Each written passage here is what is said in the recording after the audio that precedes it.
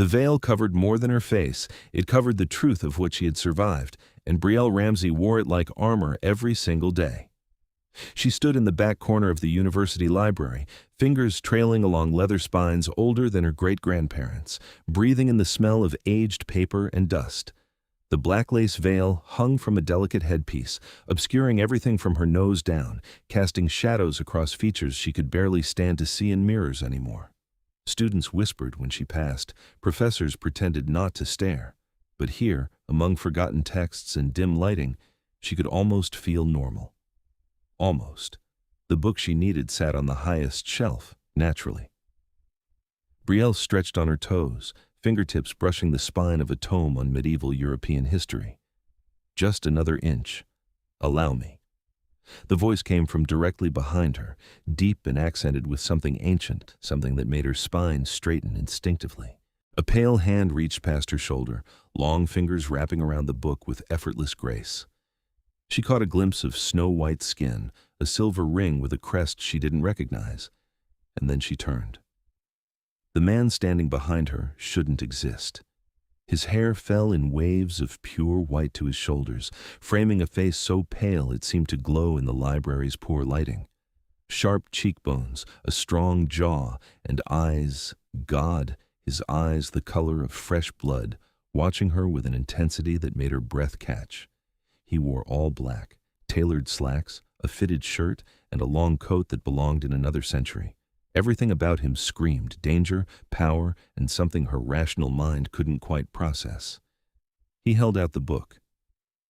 "This is what you sought, yes?" Brielle managed a nod, taking the heavy tome with unsteady hands. "Thank you." Those crimson eyes studied her face, or what he could see of it above the veil. His head tilted slightly, white hair shifting like silk. An unusual accessory for modern times. "It's personal." Her voice came out sharper than intended. "I did not mean offense."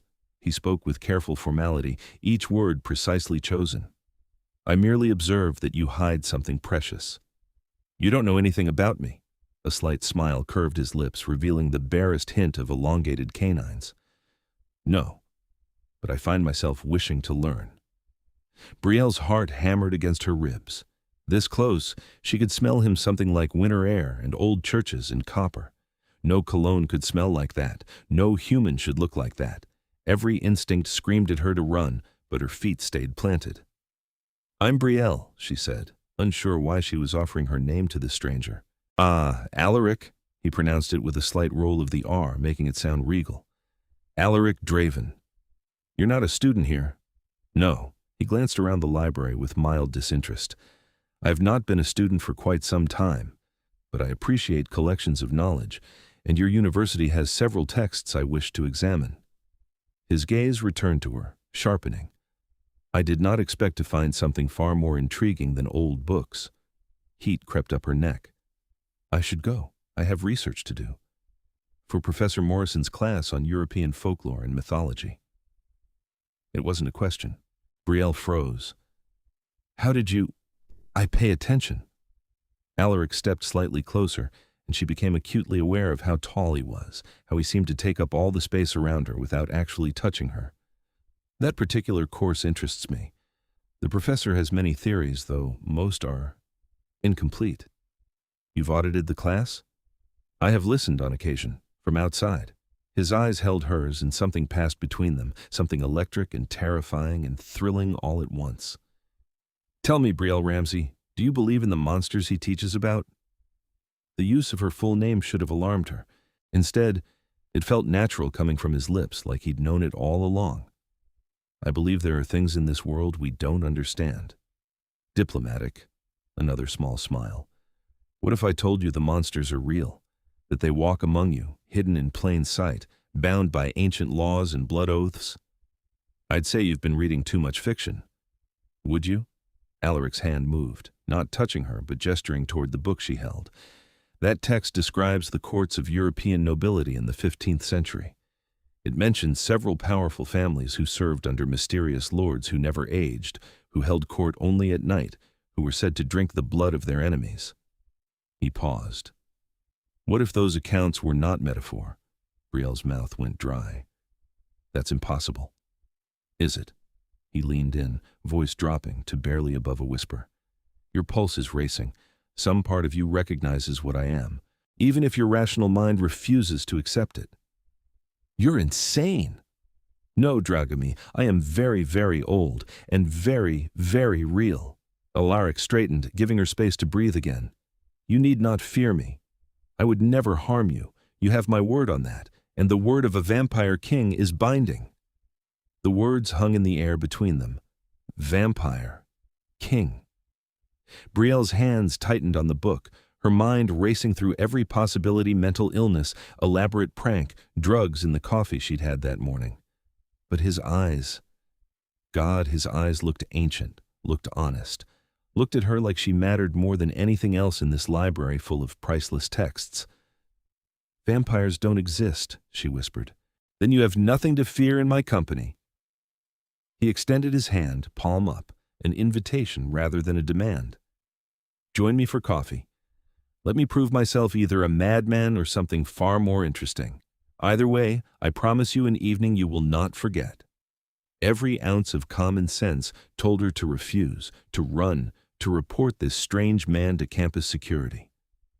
But Brielle had stopped listening to common sense the night her life had fallen apart, the night that had left her wearing this veil to hide the evidence of survival.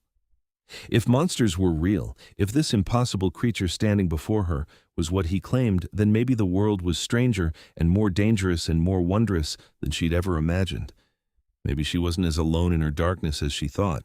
There's a cafe 3 blocks from campus, she heard herself say. They stay open until midnight. Alaric's smile widened, revealing those sharp canines fully now, and somehow that made him more beautiful rather than frightening. Then let us depart. I find myself eager to know every secret you hide beneath that lovely veil. The autumn air bit with early winter's promise as they walked through streets lined with old brownstones and modern storefronts. Students clustered outside bars and restaurants, their laughter carrying on the wind. Normal people living normal lives, completely unaware that something from their nightmares walked among them. Alaric moved with fluid grace, his long coat billowing behind him like wings. People glanced at him, impossible not to, but their gazes slid away quickly, as if they couldn't quite process what they were seeing. Brielle wondered if that was intentional, some vampiric ability to avoid attention. You said you're a king, she said, breaking the silence between them. King of what? Of the European vampire courts, the bloodlines that stretch back millennia. He spoke matter-of-factly, as if discussing something as mundane as the weather. There are others, the Asian dynasties, the African councils, the American territories. But Europe remains the heart of our civilization, and I have ruled it for 3 centuries. 300 years. 347, to be precise. I was turned in 1679, during a time of plague and war. My maker chose me for reasons I did not understand then, but I have grown into the role destiny provided. Brielle's mind struggled to process this. If he was telling the truth, and God help her, some part of her believed he was then this creature beside her, had lived through centuries of history, had seen the world change and evolve while he remained frozen in immortality. Why approach me? She asked quietly. Why tonight? Alaric was silent for several steps. When he spoke, his voice carried weight, emotion that felt raw despite his formal way of speaking. Because I have walked this earth for over 3 centuries, and in all that time, I have never felt what I felt the moment I saw you. A pull, a recognition, as if my dead heart remembered how to beat. He looked at her, those blood-red eyes intense in the streetlight. You called to something in me I thought lost forever. I had to know why. The cafe appeared before them, a cozy brick building with warm light spilling from windows adorned with hanging plants. Inside, the space was nearly empty, just a bored barista behind the counter and a student asleep over a laptop in the corner. Jazz played softly from hidden speakers. They claimed a table in the back, away from windows. Alaric sat with his back to the wall, old instincts clearly guiding the choice of position. Brielle ordered chamomile tea. Alaric ordered black coffee he didn't drink, just held the cup between his pale hands as if appreciating the warmth. Tell me about the veil, he said after a moment. Tell me what you hide." "No," the word came out harder than she intended. "That's not something I discuss with strangers, even impossibly old vampire kings." "Then tell me something else, anything. Let me learn the woman who has captivated me so thoroughly."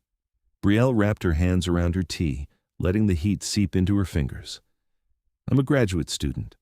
I study folklore and mythology because I've always loved stories, the way cultures create narratives to explain the world around them, to give meaning to chaos."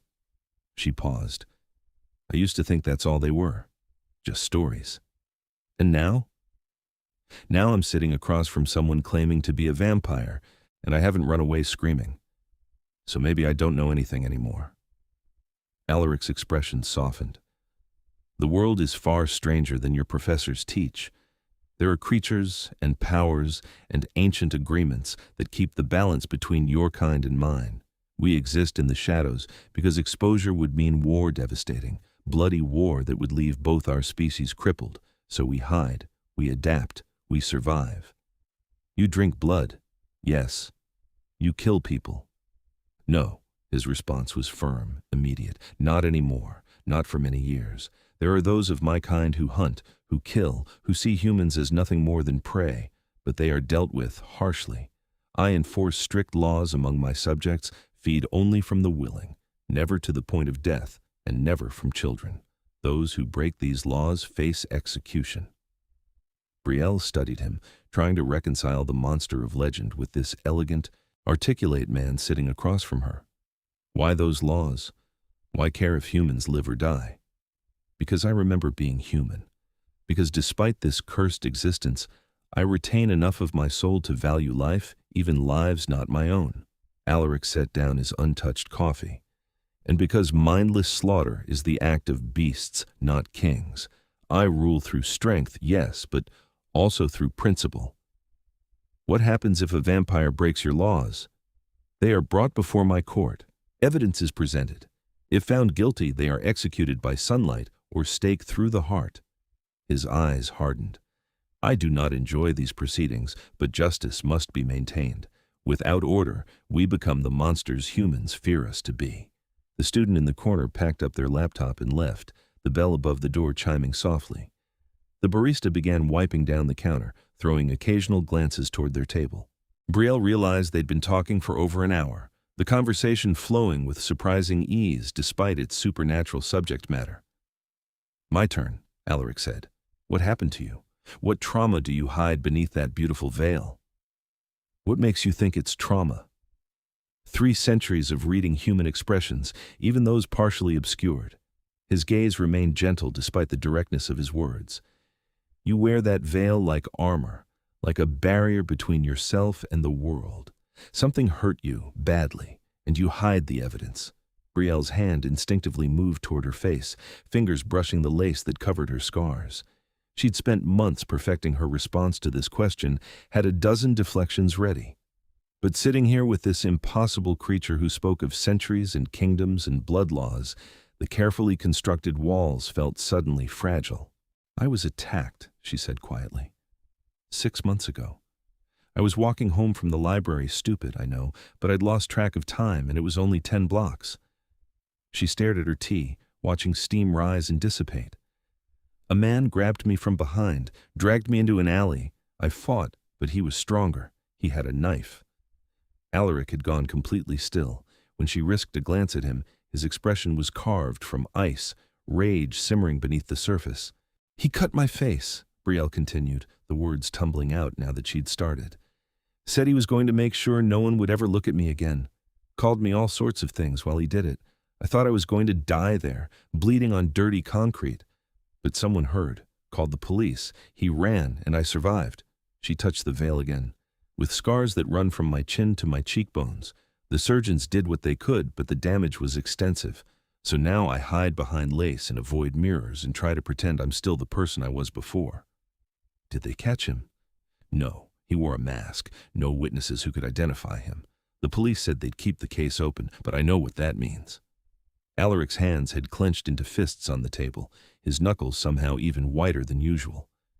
"If I could find him, you can't, and even if you could, I don't want revenge. I just want to feel normal again." Brielle met his eyes, forcing herself not to look away. I want someone to look at me and see more than damage, more than a victim. Just, me. In one fluid motion, Alaric stood and moved to her side of the table. He knelt beside her chair, a vampire king kneeling before a scarred graduate student in an empty cafe, and reached toward her veil. His hands hovered near the lace, requesting permission without words. Brielle's breath caught. "Don't. Please," he said softly.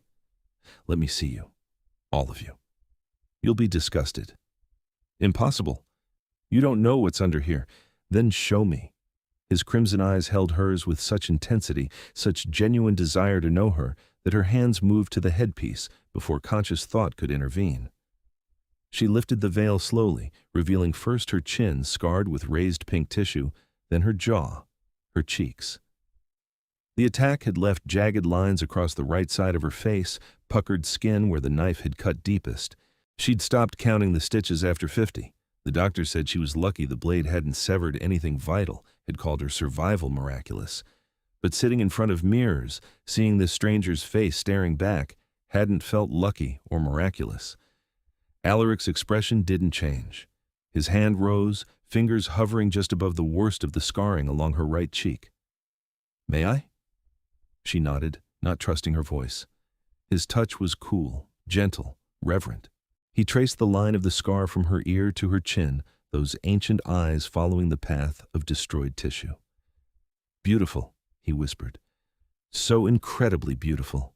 Tears burned behind Brielle's eyes. "Don't lie to me, not about this." "I have lived for 3 centuries and 47 years. I have walked through palaces and courts, have seen masterpieces by the greatest artists humanity has produced. And none of it, not one piece of art, not one carefully painted portrait compares to you." His thumb brushed across another scar near her mouth. "These marks tell the story of your survival, your strength. They speak of a woman who faced death and refused to yield. How could I find that anything but breathtaking? Everyone else looks away." "Then everyone else is a fool." Alaric rose slightly, bringing their faces level. "I am a monster, Brielle. I drink blood to survive. I've killed enemies and ruled through fear. I'm everything humans are taught to dread." His hand cupped her scarred cheek. "Yet you sit here with me, unafraid, showing me your truth. If you can see past what I am, why can you not believe I see past what was done to you?" The tears fell then, hot and unexpected. She'd cried so much in the first weeks after the attack, had thought herself empty of tears, but something about his words, his touch, his absolute conviction, broke through walls she'd built carefully over months. Alaric pulled her against him, and she let herself collapse into his chest. He was cool to the touch, no heartbeat, no warmth of life, but somehow still comforting. One hand stroked her hair while the other held her steady, and he murmured words in languages she didn't recognize. They sat like that until her tears subsided, until the cafe barista cleared her throat meaningfully. "We should go," Brielle said, pulling back and wiping her eyes. "They're closing." "Come with me." Alaric stood, helping her to her feet. "I wish to show you something. My world, if you are willing to see it." "Your world?" "The realm beneath this city, the court I rule." He held out his hand again, that same gesture of invitation rather than demand. "Trust me for 1 more hour. If you wish to leave at any point, I will personally ensure you are returned home safely. You have my oath." The smart thing would be to refuse, to go back to her small apartment and her books and her carefully controlled existence. But Brielle had stopped being smart the moment she'd taken a book from a white-haired stranger with blood-red eyes. And some part of her, the part that had always loved stories of magic and danger and impossible things, desperately wanted to see what he was offering. She placed her hand in his. "Show me." They walked deeper into the city, away from campus and cafes and the last vestiges of normal life. The buildings grew older, architecture shifting from modern glass to Victorian brick to structures that predated easy classification. Alaric led her to what looked like an abandoned church, its Gothic spire reaching toward a clouded moon. "The entrance is here?" Brielle asked, eyeing the boarded windows and chained doors. "One of many." Alaric pressed his palm against a specific stone in the church's foundation. Something clicked deep within the wall, and a section of the structure swung inward, revealing steps descending into darkness. After you, Draga Mea. The stairs spiraled down and down, lit by torches that burst into flame as they passed no switches, no obvious ignition, just fire springing to life as if sensing their presence. The air grew cooler, older, heavy with the weight of centuries. Brielle counted 100 steps before they reached the bottom and emerged into a vast underground chamber. She stopped, breath caught in her throat. The vampire court spread before her like something from a fever dream. Gothic architecture soared overhead, vaulted ceilings carved with intricate patterns, stained glass windows that somehow caught light from no visible source, casting colored shadows across pale marble floors. Vampires moved through the space with predatory grace, all of them matching Alaric's impossible beauty. White hair, pale skin, elegant clothing that mixed centuries and styles. They spoke in dozens of languages, their voices creating a symphony of sound. At the far end of the chamber sat a throne carved from what looked like a single massive piece of obsidian. Silver veins ran through the black stone, catching the strange light and throwing it back in patterns that hurt to look at directly. "Welcome to my domain," Alaric said, pride evident in his voice. "This complex extends for miles beneath the city living quarters, meeting halls, libraries, even gardens where we cultivate night-blooming plants. Over 600 vampires call this place home." A vampire approached them, a woman with hair so white it seemed to glow, wearing a gown of deep crimson silk. She bowed to Alaric, but her ice-blue eyes fixed on Brielle with open curiosity. "My lord, you bring a human to court?" "I bring a guest, Serafina, one who will be afforded every courtesy and protection." His tone made it clear this wasn't a request. Serafina bowed again, deeper this time. "Of course, my king. Forgive my surprise. It has been decades since you invited anyone from above to our realm." "Circumstances change." Alaric's hand rested at the small of Brielle's back, a possessive gesture that sent warmth through her despite the cool underground air. "Inform the court council I will meet with them at dawn. Until then, I am not to be disturbed." More vampires had noticed their presence now. Conversation stopped mid-word as pale faces turned toward them. Brielle felt the weight of dozens of crimson gazes, assessing, calculating. She straightened her spine, refusing to show fear even as her heart raced. Alaric led her through the court, past staring vampires and architectural wonders, to a corridor lined with doors of carved wood. He opened one, revealing a private chamber beyond. A sitting room, she realized, furnished with antiques that probably cost more than her entire education. A fire crackled in a marble fireplace, real fire, wood smoke, warmth. Paintings covered the walls, originals by masters whose names she'd studied in art history classes. "You can stay here tonight," Alaric said. "There is a bedroom through that door, with everything you might need. You will be completely safe. No one enters these chambers without my explicit permission." "These are your rooms." "Yes, I want you close, want to know you are protected." He moved to a cabinet and poured deep red liquid into 2 crystal glasses. "Wine," he said, catching her hesitant look. "Only wine. I would not trick you into consuming blood." Brielle accepted the glass, sipping carefully. Rich, expensive, probably older than her grandmother. "Why did you bring me here?" "Really?" Alaric settled into a leather chair, gesturing for her to take the sofa across from him. "Because the moment I saw you, something fundamental shifted in my existence. For 3 centuries, I have ruled, have maintained order, have executed my duties with precision, but I have been hollow, merely going through the motions of immortality. Then you appeared in that library, hidden behind your veil, and I felt alive for the first time since my turning." He leaned forward, intensity radiating from him. "I do not understand it. I do not know if it is fate or chance or some cosmic jest, but I know I cannot let you walk away without trying to understand what this is between us. You don't know me. We just met." "Did we?" "Because I feel as though I have been searching for you across centuries." He set down his glass, frustration creeping into his careful composure. "I sound mad. I am aware, but I have lived long enough to recognize when something is significant, when destiny places an opportunity before me. You are that opportunity, Brielle. You are something precious and rare, and I will not let my own uncertainty cause me to lose you." Brielle's hand trembled slightly as she raised her glass. This was insane. All of it. She'd gone from hiding in a library to sitting in a vampire king's private chambers, drinking wine worth more than her rent, listening to an immortal creature speak of destiny. Every rational thought said to run, but she'd stopped listening to rational thoughts. "I'm scared," she admitted, "of this, of you, of what it means if you're right." "That is wise. Fear keeps us cautious, keeps us alive." Alaric rose and crossed to her, kneeling in front of the sofa so their eyes were level. "But I will never harm you, never allow harm to come to you. You have the protection of the Vampire King and everything that entails. Any who threaten you threaten me, and I have ended greater dangers than one human attacker." "He's still out there, the man who did this." Her hand touched her bare face, the scars exposed without her veil. "Somewhere in this city, walking free." "Give me 3 days," Alaric said, voice dropping to something dark and dangerous.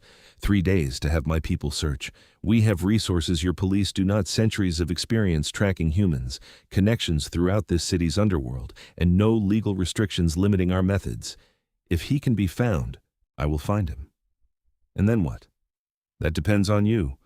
I can turn him over to human authorities with evidence they cannot ignore, or I can handle it myself, ensure he never hurts anyone again.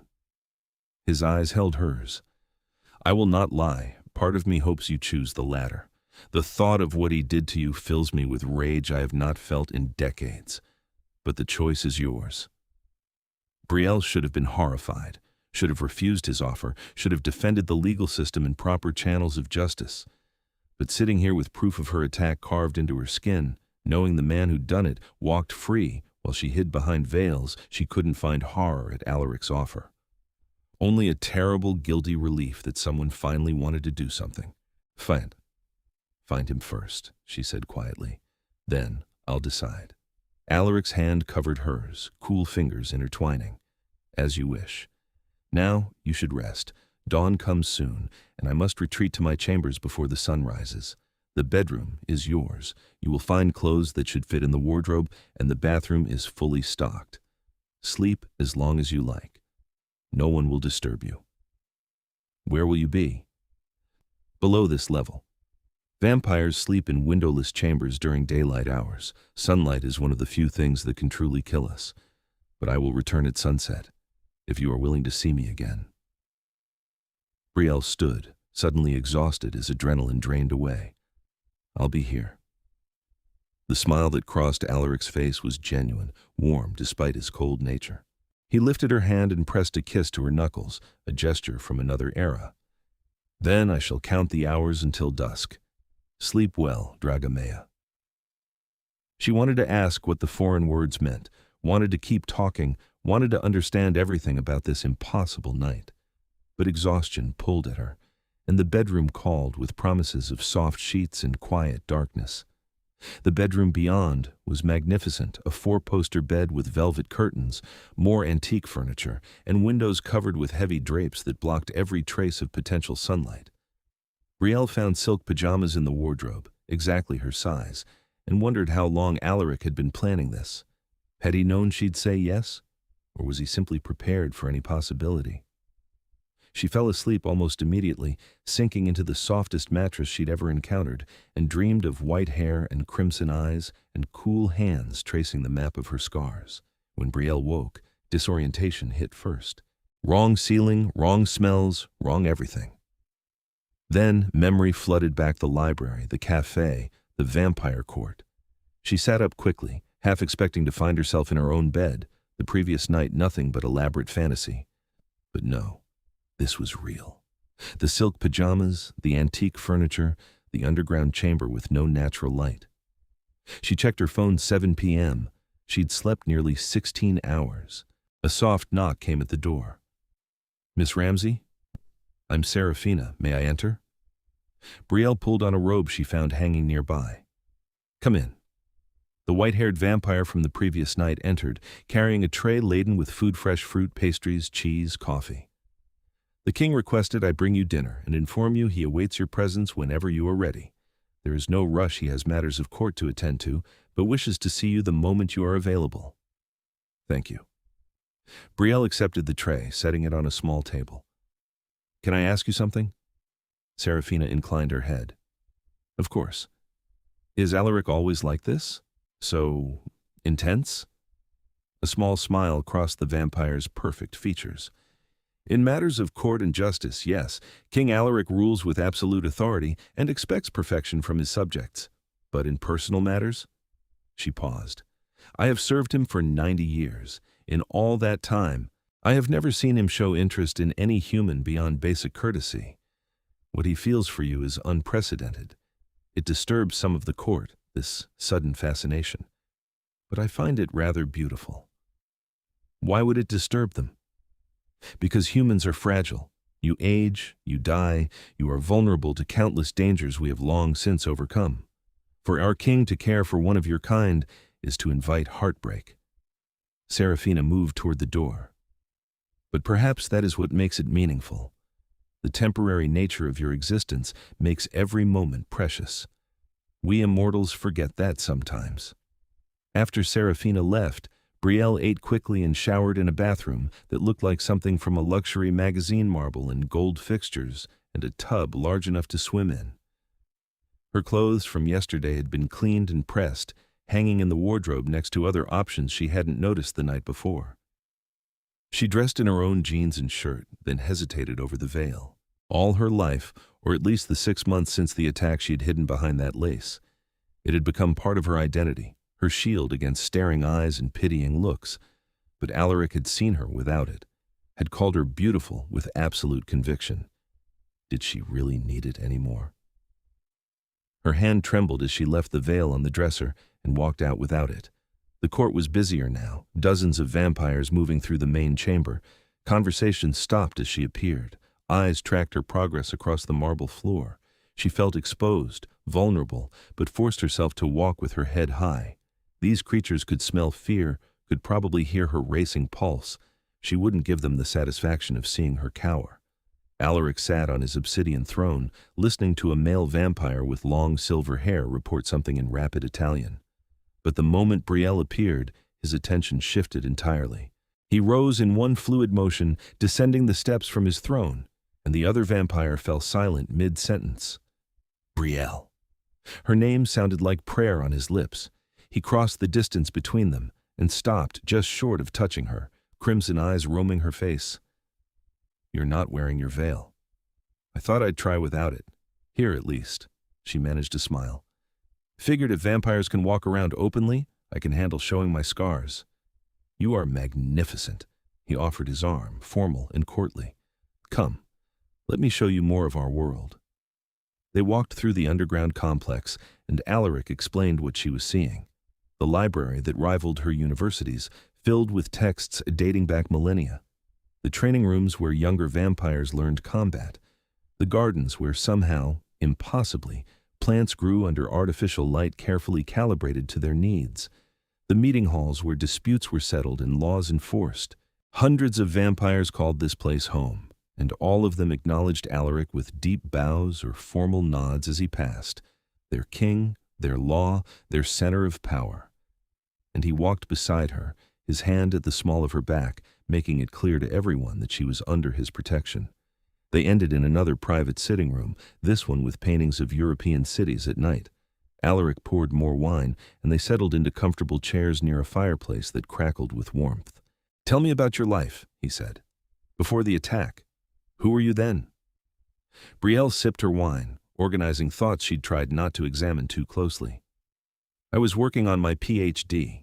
My dissertation focuses on how vampire mythology changed across cultures and time periods. Ironic, considering. A small laugh escaped. I loved research, loved teaching the undergraduate sections I was assigned. I had friends, went to dinner parties, dated occasionally. Normal stuff. And after? After, I couldn't stand people looking at me. Couldn't stand the pity, the discomfort, the way conversations would die when I entered a room. So I stopped going out except for classes, stopped seeing friends, threw myself into research because books don't care what you look like. She traced the rim of her glass. I've been surviving, not living.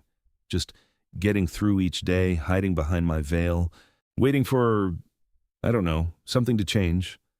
And has it changed? Brielle met his eyes. A vampire king called me beautiful, brought me to his underground court, offered to hunt down the man who attacked me. So yeah, I'd say things have changed pretty dramatically. Alaric set down his glass and moved closer, kneeling beside her chair as he had the previous night. I want you to stay here. Not forever, I understand you have a life above, responsibilities and goals. But stay with me when you can.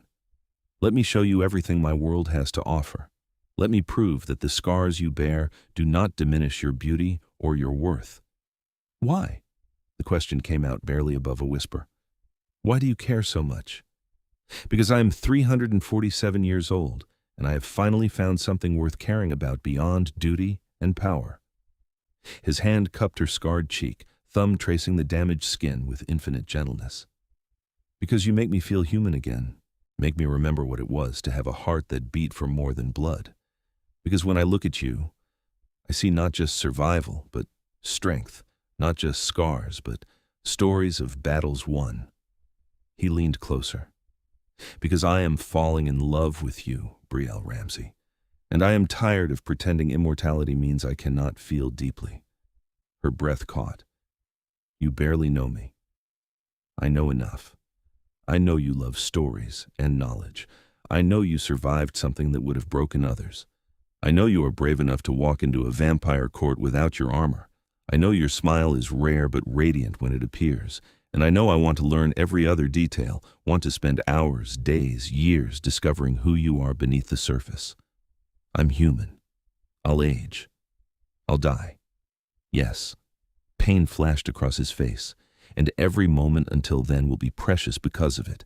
I have lived 3 centuries in shadow, moving through history without truly touching it. You make me want to touch, to feel, to experience everything with new eyes. His other hand found hers. I can offer you a life beyond your dreams, safety, wealth, knowledge, adventure. I can show you the world as few humans have ever seen it. All I ask is that you give me the chance to prove myself worthy of your time. Brielle's heart pounded so hard she could hear it in her ears. This was insane, impossible. Vampires weren't real. Kings didn't fall in love with scarred graduate students, and fairy tales didn't come true in university libraries, except apparently they did. I have classes, she said, the words absurdly mundane given the moment. My dissertation. I can't just abandon my life. I would never ask you to. Attend your classes, work on your research. But come to me after. Spend your nights here learning about the creatures you study. Think of it as extremely thorough field research. A hint of a smile touched his lips. Your professors would be amazed at the insights you could provide, though obviously the source must remain secret. How long do I have to decide? As long as you need. But know that my offer stands regardless. You have my protection, my resources, my court at your disposal. Whether you choose to pursue this connection between us or not, I will ensure your safety. Brielle looked at this impossible creature kneeling before her, offering her everything she'd thought lost the night a stranger's knife had carved through her face and her future. She thought about the past 6 months, the isolation and fear and endless hiding. Thought about waking up this evening without her veil for the first time, feeling almost normal under Alaric's unwavering gaze. Thought about the way he looked at her like she mattered more than anything in his ancient world. Okay, she said softly. I'll stay. Tonight at least.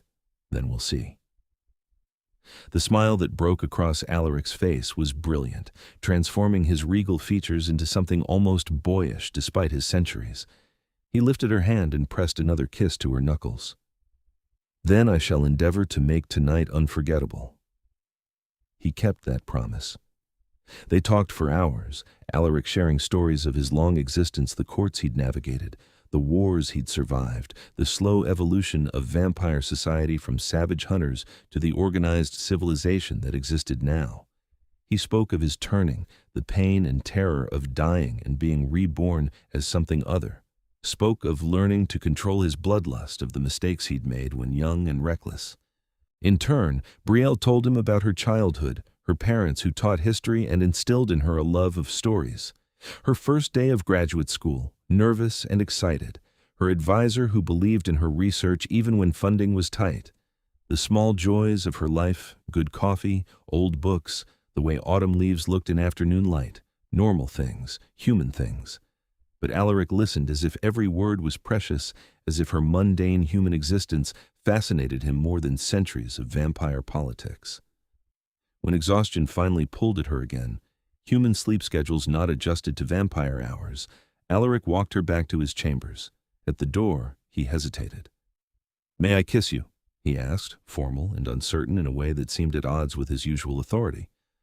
Brielle's hand moved to her scarred cheek. "You'd want to?" "More than I have wanted anything in 3 centuries." She nodded, not trusting her voice. Alaric's hands framed her face, careful not to press too hard against the damaged skin. He leaned in slowly, giving her time to pull away, and then his lips met hers. Cool, gentle, perfect. The kiss was chaste, almost reverent, but it sent heat flooding through her. When he pulled back, his eyes had darkened to deep crimson. "Sleep well, Draga mia," he whispered. "I will be here when you wake." Brielle managed 3 steps into the bedroom before her knees gave out. She sank onto the bed, fingers touching her lips, and wondered how her life had transformed so completely in less than 48 hours. The next 2 weeks fell into a pattern. Brielle attended morning classes, worked on her dissertation in the university library, maintained the appearance of normal graduate student life. But as soon as the sun set, she made her way to the old church entrance and descended into Alaric's world. She learned the layout of the vampire court, learned names and faces of the various nobles who served under Alaric's rule. Serafina became something like a friend, explaining vampire customs and politics with wry humor. Others remained wary, particularly an older vampire named Victor, who clearly disapproved of his king's fascination with a human. But Alaric remained constant. Every evening when she arrived, he was there, eyes lighting up at the sight of her. They talked, shared meals her eating while he kept her company, and explored the underground complex. He showed her his private library, shelves lined with first editions and ancient texts that made her academic heart sing. Gave her access to manuscripts that would revolutionize her dissertation if she could ever figure out how to cite them without revealing her source. And slowly, carefully, they grew closer. Kisses became longer, deeper, touches lingered. Alaric's control was absolute. He never pushed for more than she was ready to give, never let his vampire nature overwhelm his careful courtship. But the tension built between them, electric and inevitable. On the 14th night, Alaric met her at the entrance with an expression she'd learned to recognize as his carefully controlled rage. "We found him," he said without preamble. "The man who attacked you. My people located him 3 hours ago." Brielle's breath stopped. "Where?" "2 miles from here. He has attacked 3 other women since U1 is still in the hospital, critical condition. The police have evidence linking him to multiple assaults, but he has been clever about avoiding capture." Alaric's hands clenched. "He is restrained in one of our holding cells below. The decision of what happens next is yours, as promised." She'd known this moment would come, had thought about it constantly, rehearsing arguments for both sides, justice versus vengeance, law versus retribution. The person she'd been before would have insisted on proper channels, on letting the legal system handle it. But the person she'd been before hadn't spent 2 weeks falling in love with a vampire king. "Can I see him?" she asked. Alaric's expression shifted to concern. "Are you certain? I do not wish to cause you further trauma." "I need to see him. Need to look him in the eye and know he can't hurt anyone else." They descended deeper than Brielle had been before, down corridors lit by torches that cast dancing shadows on stone walls. The holding cells were medieval iron bars, stone floors, no comfort whatsoever. In the furthest cell, a man sat chained to the wall. He looked smaller than she remembered, ordinary. Thinning brown hair, average build, forgettable features. He could have been anyone, someone's co-worker, someone's neighbor. Not the monster from her nightmares. His eyes widened when he saw her. "You, Jesus Christ, I remember you. You're the one from 6 months ago, I thought." He stopped, seeming to realize his mistake. "You thought what?" Brielle stepped closer to the bars, Alaric a solid presence at her back. "Thought I'd died? Thought I'd be too scared to identify you? This is crazy. You can't keep me here. I want a lawyer." "You are in the domain of vampire law now," Alaric said, voice like ice. Human legal protections do not apply here. You will answer when spoken to and remain silent otherwise." The man's face went pale. "Vampires? That's insane. You're all insane. You attacked this woman and carved through her face because you wanted to destroy her beauty. You have done similar violence to at least 6 others we have documented. You prey on those you perceive as weaker, and you enjoy their suffering." Alaric moved to stand beside Brielle, one hand resting possessively on her shoulder. "Do you deny these accusations?" "I want a lawyer," the man repeated, but his voice shook. Brielle studied him, this ordinary monster who'd changed her life forever. She waited for rage, for the consuming desire for revenge. But looking at him now, pathetic, frightened, small, she felt mostly exhaustion. He'd taken so much from her. Her confidence, her face, her sense of safety. She'd spent 6 months hiding, letting his violence define her existence. She was done letting him have power over her life. "Turn him over to the police," she said firmly. "With whatever evidence you've gathered, make sure it's airtight so he can't escape justice this time." Alaric turned to her, surprise clear in his expression. "You are certain? I can end this permanently, ensure he never hurts anyone again." "I know, but I don't want to become like him. Don't want violence and revenge to define who I am." She met his eyes. "Let human justice handle it. He'll spend decades in prison, and maybe that's worse than a quick death anyway, knowing he'll grow old in a cell while his victims move forward with their lives." Pride shone in Alaric's face. "As you wish." He turned to the man in the cell. "You heard her. In 1 hour, you will be transported to the Central Police Station with evidence of your crimes delivered separately. They will have security footage, DNA samples from your other victims, and witness testimony that cannot be refuted. You will spend the rest of your natural life behind bars." He leaned closer to the bars. "And know this, if you somehow escape human justice, I will find you. I will hunt you across continents if necessary. You touched someone under my protection, and that is a debt that will be paid one way or another." They left the man whimpering in his cell. As they walked back up through the corridors, Brielle felt something loosen in her chest. Not complete closure. Healing didn't work that way, but the beginning of it. He'd been caught, would face consequences. She could stop looking over her shoulder, stop wondering if he'd find her again. Thank you," she said as they reached Alaric's chambers, "for finding him, for giving me the choice of what happened next. You chose mercy when you could have chosen vengeance. That speaks to the strength of your character." Alaric pulled her close, arms wrapping around her. "Though I confess, part of me is disappointed. I would have enjoyed making him suffer for what he did to you. I know, and maybe that makes me foolish." "No." He pulled back enough to look at her face. "It makes you better than most, vampire or human. You refuse to let his violence corrupt you into answering with more violence. That is rare, precious, and beautiful." Brielle rose on her toes and kissed him, pouring all her gratitude and relief and growing love into the gesture. Alaric responded immediately, his control slipping slightly as the kiss deepened.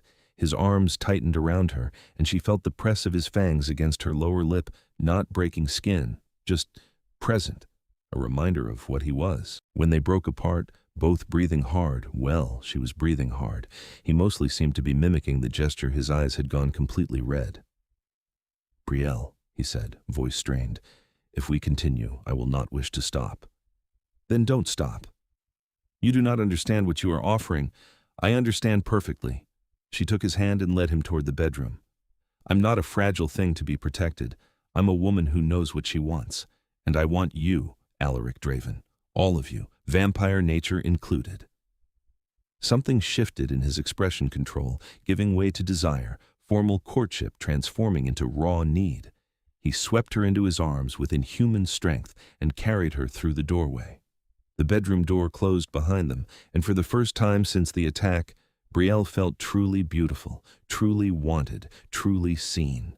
Alaric laid her on the bed with reverent care, his cool hands tracing the curves of her body through her clothing. "Tell me if anything is too much," he whispered against her throat. "Tell me if you need me to stop." She wouldn't need him to stop. She trusted him absolutely, this ancient creature who'd shown her nothing but gentleness despite his capacity for violence. Her hands moved to his shirt, working buttons free, revealing pale skin and lean muscle beneath. They took their time, learning each other by touch and taste. Alaric worshipped every inch of her, paying special attention to the scars on her face, kissing each line with infinite tenderness.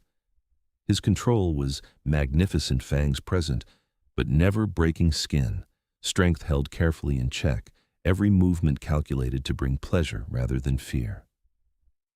When they finally came together, Brielle felt something fundamental shift in her world. This wasn't just physical.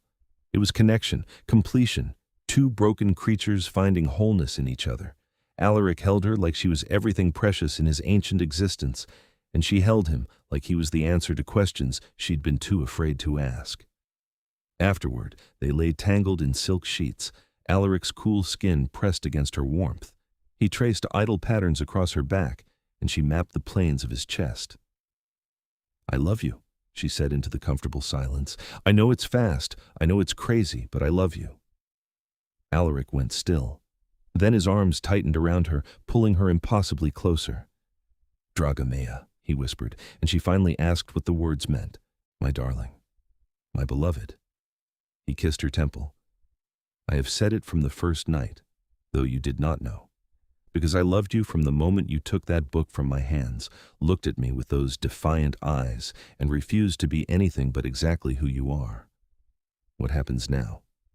Now," he shifted so he could see her face, "now I court you properly. I woo you with the accumulated knowledge of 3 centuries. I show you every wonder my world has to offer. And if you will have me, if you can accept an eternity with a creature like me, I offer you a choice." Brielle's heart stuttered. What choice? To remain human and live your natural span, with me cherishing every moment we have, or to become like me, to be turned, to join me in immortality? His hand cupped her face. "I would never pressure such a decision. It is yours alone, and I will love you regardless of what you choose. But know that the option exists, if you want it. Become a vampire, live forever. Live. Never age, never die, never lose this feeling of being wanted and loved and whole. But also never see another sunrise, never eat her favorite foods, never experience the simple human joys that had defined her life. I don't have to decide now. God, no. Take years if you need them. I have nothing but time, and I want you to be certain of whatever path you choose." Brielle relaxed against him, relief flooding through her. "Then I'll think about it. For now, this is enough. You are enough." They stayed like that until dawn forced Alaric to retreat to his windowless sleeping chamber. Brielle dozed through the day, woke to attend evening classes, and returned to the vampire court as soon as darkness fell. It became her routine, her double life, split between the human world above and the supernatural realm below. Her dissertation benefited immensely from access to Alaric's resources. She rewrote entire chapters based on information from texts no other scholar had seen in centuries, careful to cite vague references that couldn't be traced directly to vampire sources. Her advisor praised the depth of her research, amazed at the conclusions she was drawing. Friends from before the attack started noticing changes, too. Brielle stopped wearing her veil entirely, facing the world with her scars exposed. She smiled more, laughed easier, carried herself with new confidence. When asked what had changed, she gave vague answers about therapy and personal growth. She couldn't exactly explain that falling in love with a vampire king had healed wounds she'd thought permanent. Months passed. Winter came, blanketing the city in snow that never reached the underground court. Brielle celebrated her birthday in Alaric's chambers, 26 years old, eating cake while he watched with amusement and obvious longing for foods he could no longer taste. Christmas was strange, finding gifts that an immortal creature might actually want. She settled on a first edition of a text he'd mentioned losing centuries ago, and his joy at receiving it made the months of searching worthwhile. On New Year's Eve, the vampire court held a celebration. Brielle wore a gown Serafina had helped her choose, deep green silk that brought out her eyes and displayed her scars without shame.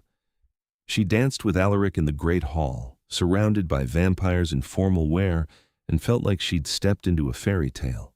"Have you given any thought to my offer?" Alaric asked as they swayed to music played by vampire musicians on instruments that predated modern orchestras.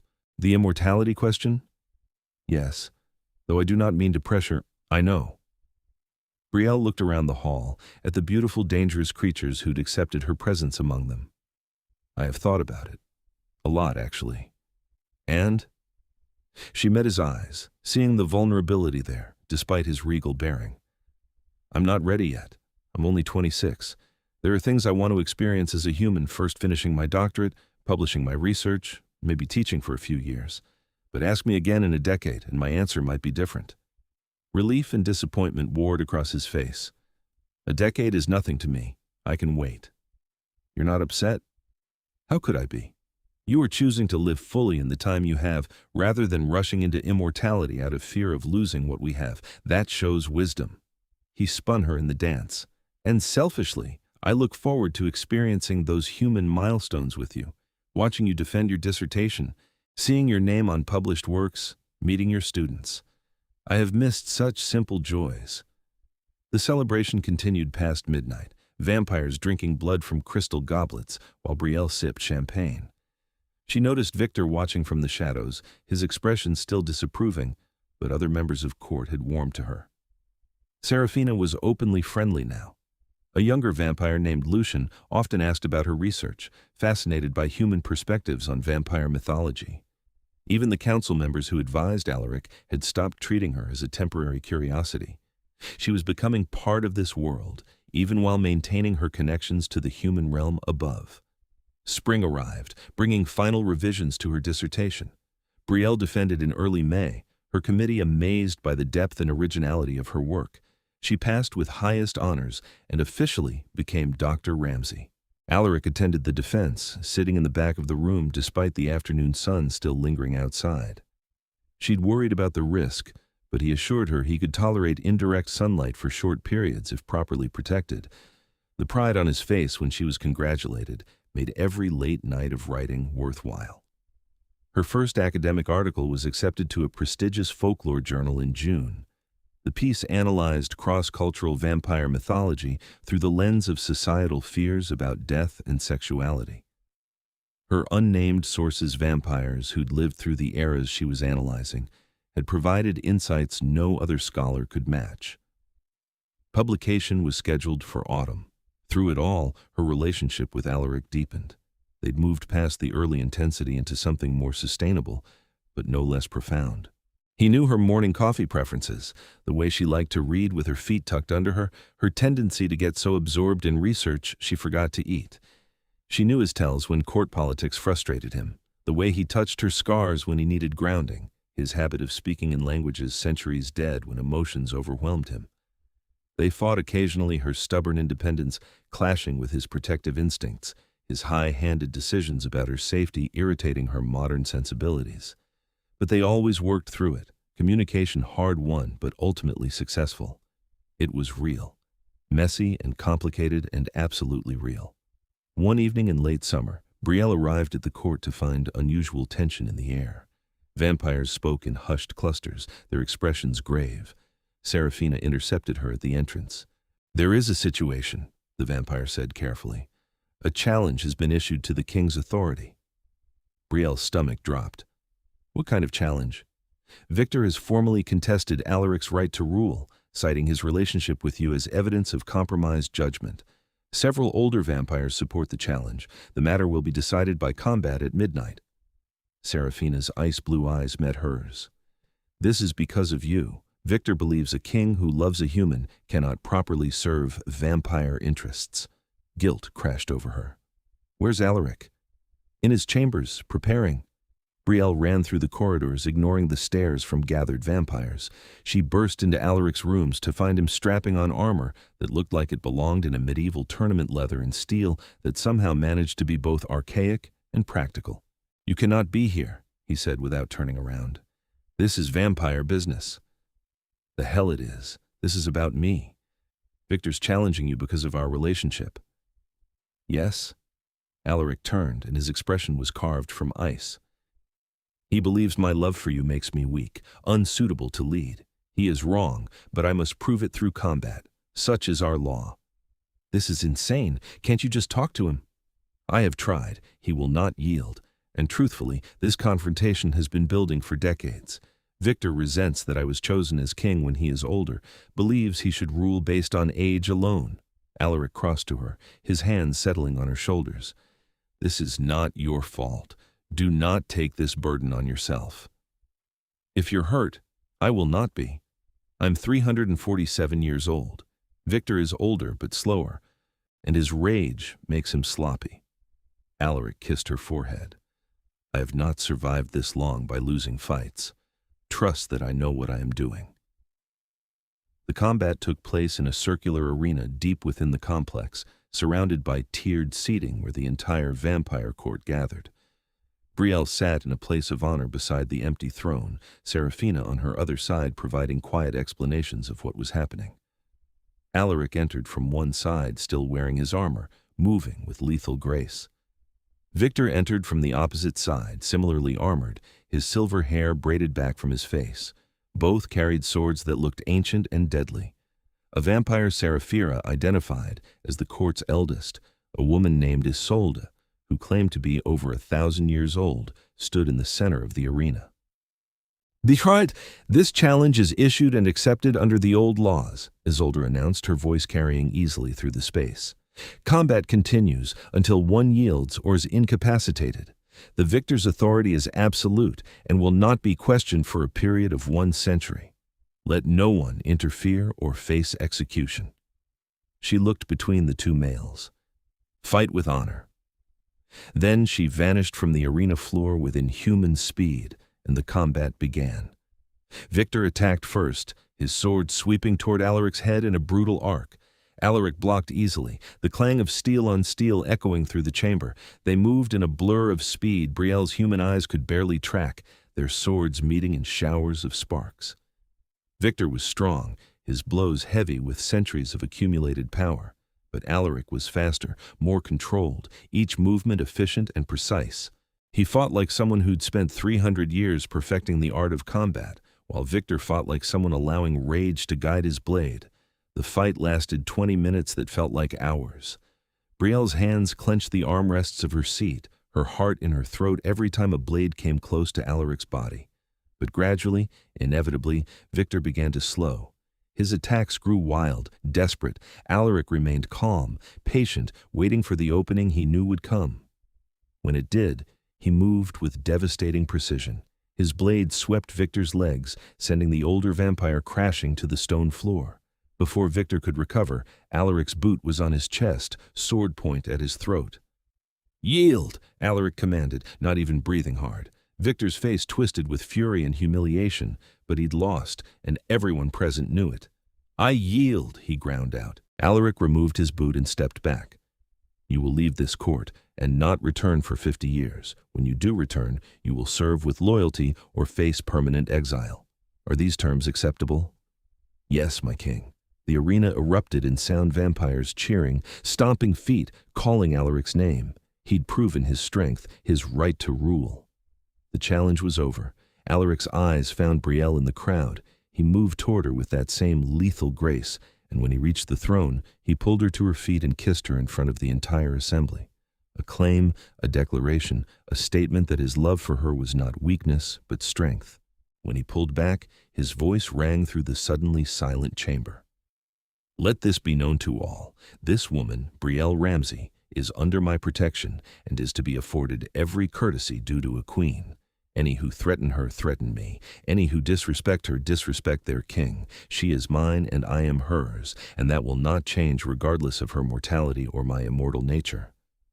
The vampires bowed as one, their king's word absolute. Later, back in his chambers with armor discarded and just the two of them alone, Alaric pulled her close. "I'm sorry you had to witness that. I'm just glad you're okay." Brielle traced the line of his jaw. "You scared me. Never doubt that I will always come back to you. I have lived too long and too alone to lose you now." His arms tightened. "Victor was right about one thing. You have changed me, made me remember what it is to care deeply, to have something worth fighting for beyond duty and power. But he was wrong that this makes me weak. It makes me stronger, more motivated, more focused. You are my reason to maintain order, to create a world where you can be safe.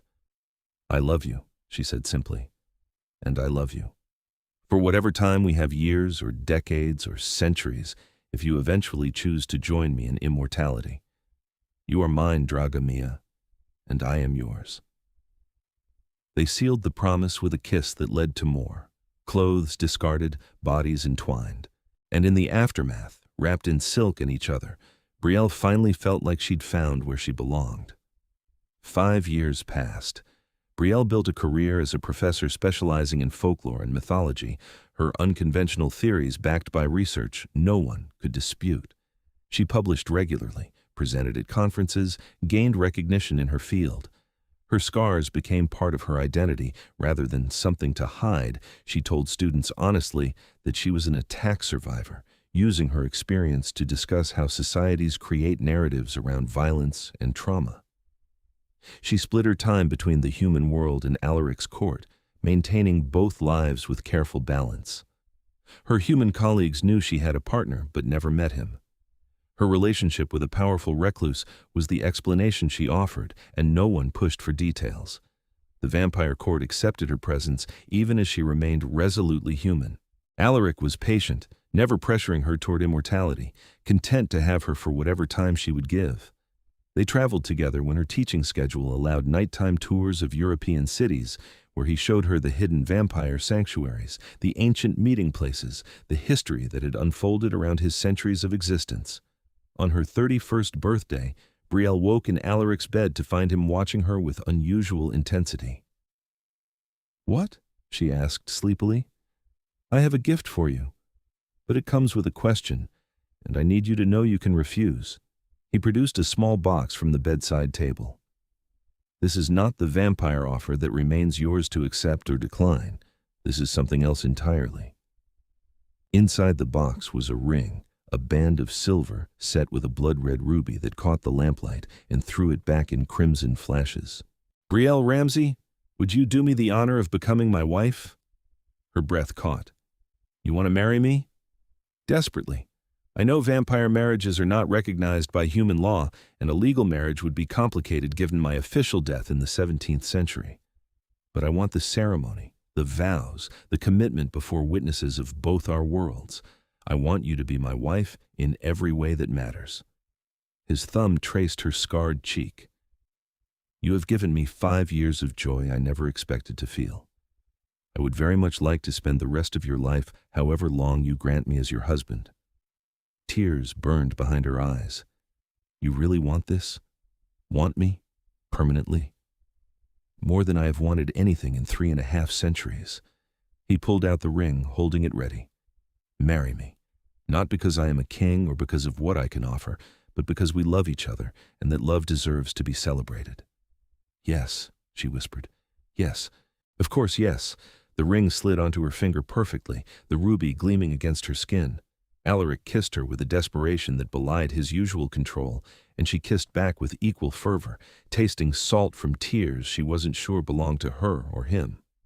They married 3 months later in a ceremony that blended human and vampire traditions. The wedding took place at midnight in the great hall of the vampire court, officiated by Isolde with Serafina and several of Brielle's human friends in attendance. The friends were let in on the secret carefully, with much explanation and several fainting spells, but they came, wanting to support Brielle's happiness even if they didn't fully understand the world she'd entered. Brielle wore white silk that set off her scars beautifully, a veil of lace that she lifted herself when the time came for vows. Alaric wore formal black with his royal crest, looking every inch the vampire king. They exchanged rings and promises, their words echoing through the chamber. "I vow to love you for as long as I draw breath, whether that's decades or centuries," Brielle said, her voice steady despite emotion threatening to overwhelm her. "I vow to stand beside you, to challenge you when you're wrong, to support you when you're right. I vow to be your partner in all things, human and vampire, mundane and magical." Alaric's response carried the weight of centuries. "I vow to cherish every moment we have together, whether you remain human or eventually choose to join me in immortality. I vow to protect you, while respecting your strength, to love you while honoring your independence. I vow to be yours completely, now and always, until the stars themselves burn out." When Isolde pronounced them married, the entire vampire court erupted in celebration. Music played, blood wine flowed, and for one perfect night, the boundary between human and vampire ceased to matter. The years continued to pass. Brielle's career flourished. She was offered a tenured position at a prestigious university, which she accepted with Alaric's enthusiastic support. They bought a house together legally in her name, but furnished with pieces from Alaric's centuries of collection. During the day, it was her sanctuary. At night, it became theirs. She watched friends get married, have children, build normal human lives, watched her parents age, their hair graying, their movements slowing, felt time's passage in a way Alaric no longer could, marking birthdays and anniversaries and the gradual accumulation of years. At 35, she started noticing fine lines around her eyes. At 38, her first gray hair appeared. Small changes, barely noticeable, but they reminded her constantly of the choice she'd been avoiding: remain human and grow old while Alaric stayed frozen at the age he'd been turned, or, accept his original offer, become vampire, join him in immortality. On her 40th birthday, Brielle looked at herself in the mirror for a long time. The scars from the attack had faded slightly with years but remained visible, a permanent map of survival across her face. New lines had joined them, laugh lines and crow's feet earned through 4 decades of living. Her hair held more gray now, silver threads among the brown. She looked her age, looked human, looked mortal. Alaric appeared behind her in the mirror's reflection, his face exactly as it had been the night they'd met in the university library 14 years ago. He wrapped his arms around her waist, chin resting on her shoulder. "What are you thinking?" he asked softly. "That I'm getting older, and you're not. Does that bother you?" "Yes." "No. I don't know." She turned in his arms. "I look at my parents, and they're in their 70s now. I see friends starting to worry about retirement, about health issues, about mortality. And I think about the fact that in another 40 years, I'll be 80 if I'm lucky. You'll still look like this. Will still be exactly as you are now. How do you not resent that? Because every line on your face, every gray hair, represents a life fully lived. You have experienced joy and sorrow, success and failure, all the messy, beautiful parts of being human. I envy that, even as I treasure having witnessed it."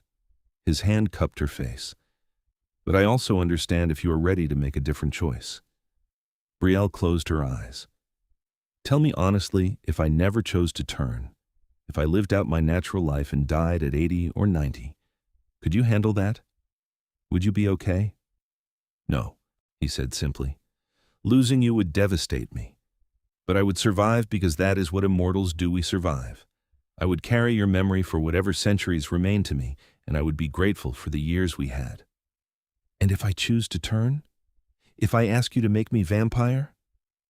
"Then I would do it carefully, with every resource at my disposal to ensure the transition is as smooth as possible. I would teach you to control the bloodlust, help you adjust to immortality, show you how to navigate this existence." His arms tightened. "But only if you truly want it, not because you fear losing me. I do fear losing you, and I fear losing you, but fear is not a good reason for such a permanent choice." Brielle opened her eyes, meeting his blood-red gaze.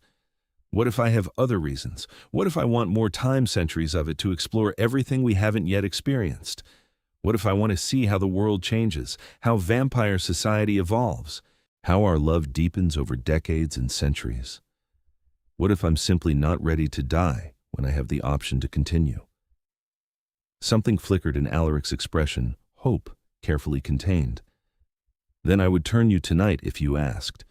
But Brielle, you must be certain. There is no reversing this choice. You would be vampire forever, with all that entails. The bloodlust, the sunlight sensitivity, the watching everyone you know age and die while you remain frozen.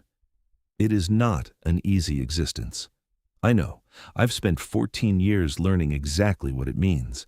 She rose on her toes and kissed him. "I want this. Want you. want us, want the chance to experience immortality at your side. I'm ready, Alaric. Turn me."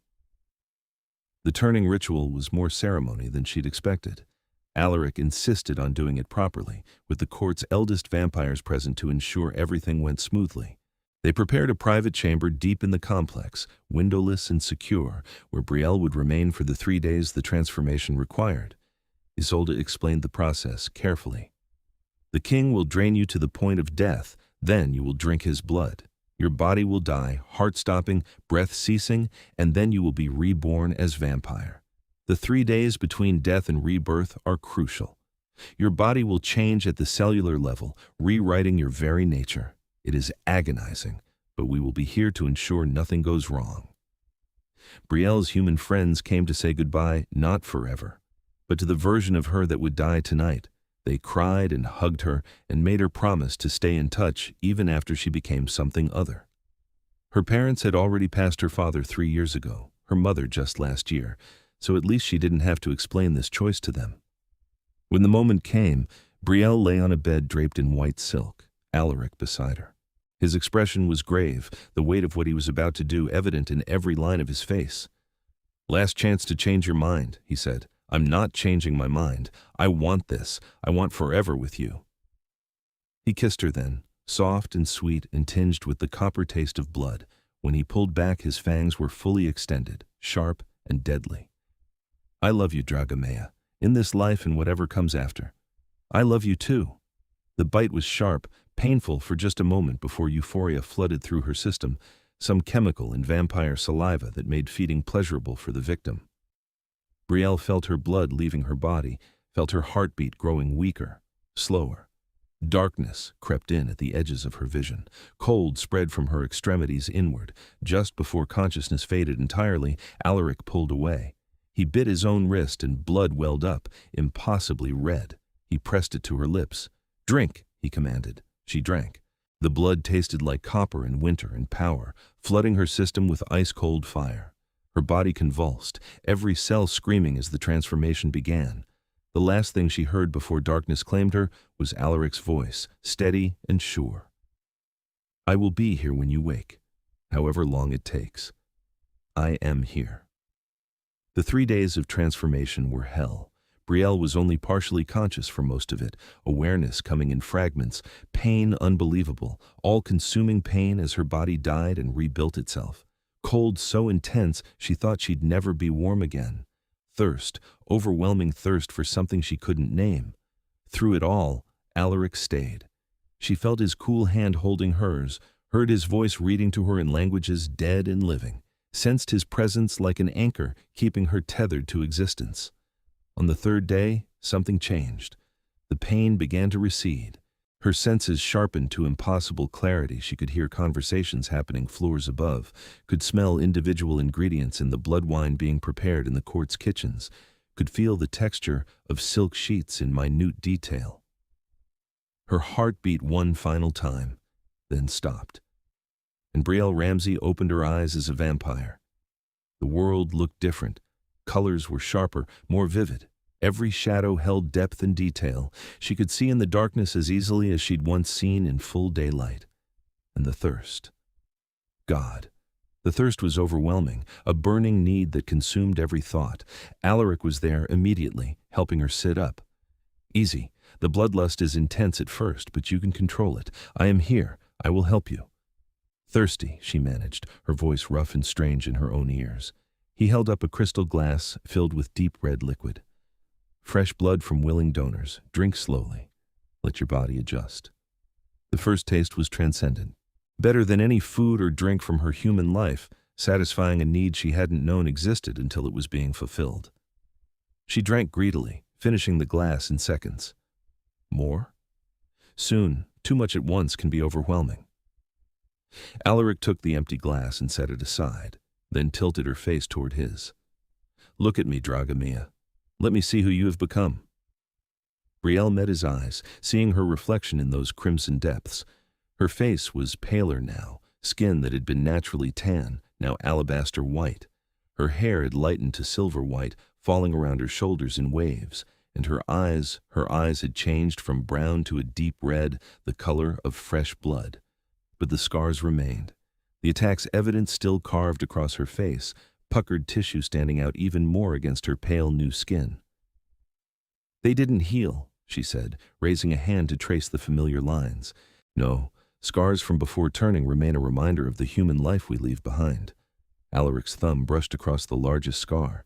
"They are still beautiful. You are still beautiful, now and always." Tears burned behind her eyes. Could vampires cry? And she pulled him close, kissing him with newfound strength and hunger. He responded immediately, and she realized with a thrill that she could now match his power, could kiss him without worrying about his carefully maintained control. They were equals now, partners in immortality. The following weeks were challenging. Brielle had to learn to control her bloodlust, to hunt ethically, to navigate the world with vampire senses and strength. Alaric was patient, teaching her everything he'd learned over 3 centuries. Serafina helped too, sharing tricks for managing the transition. Brielle's human friends adjusted to the change with varying degrees of success. Some maintained contact, fascinated by her transformation. Others drifted away, uncomfortable with what she'd become. She mourned those lost connections, but understood she'd chosen a path that separated her from humanity, and not everyone could accept that. Her academic career continued, though she had to be more careful now. She could only teach evening classes, had to avoid university functions held during daylight hours, had to explain her sudden appearance change as a medical condition requiring light sensitivity. Some colleagues suspected the truth, but no one said anything directly. Years passed, decades, eventually. Brielle watched the world change from the unique perspective of immortality. Technology evolved, societies shifted, students came and went through her classes. She published regularly, her insights into folklore now even deeper, with the perspective of being the subject of such myths. And through it all, Alaric remained constant, her husband, her partner, her anchor in immortality. They ruled the European vampire court together, Brielle's title eventually shifting from consort to co-ruler, as she proved herself capable and strong. On what would have been her 100th birthday, 60 years after her turning, they stood on a balcony overlooking the vampire court. 600 vampires had grown to over 1,000. The underground complex expanded to accommodate them all. Laws had been updated, territories renegotiated, peace maintained between vampire factions across the globe. "Do you regret it?" Alaric asked, his arm around her waist. "Choosing this life?" Brielle leaned into him, comfortable in a way that only came from decades of partnership. "Not even for a moment.